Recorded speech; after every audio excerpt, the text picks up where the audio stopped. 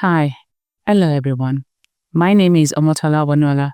I'm a community health ambassador and also part of the steering group for evaluation of Healthy Lifestyle Hub. Today, I stand as the voices of the residents of Southwark. Good involvement means bringing community voices right from the start of a project, not just towards the end of it.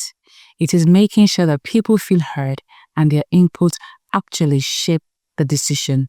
After all, what we are doing is for them, not just for us. It is making sure that people feel heard and their input or their decision is part of what we actually shape the end decisions.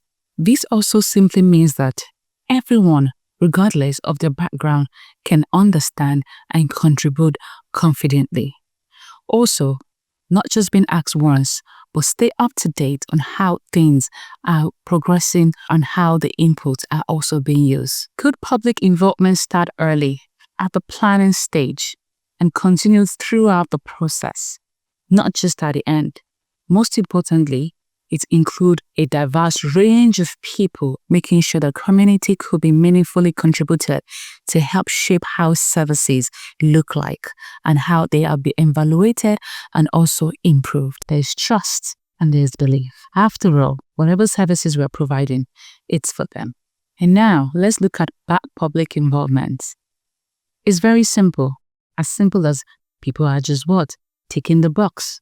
You don't involve the residents from the start, or you bring them in half of the show, or you not even bring them in at all. Also, there's no follow-up, there's no real impact. The input doesn't even matter to you. Or there is poor communication, or the project is not communicated in language that everybody understands. Bad public involvement could also mean lack of trust from the community itself, and there is no transparency as well. Here are my top 5 tips for anyone who is doing public involvement evaluation.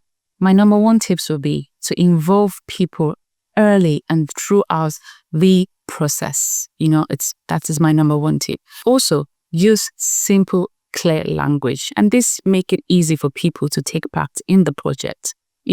From Arabic to Spanish to all of the languages, especially reaching the minor ethnic group. Feedback. Let people know that their contribution really do make a difference. Include a mix of voices, especially those who might not usually be asked. Again, we look at people with disability, hidden disability as well.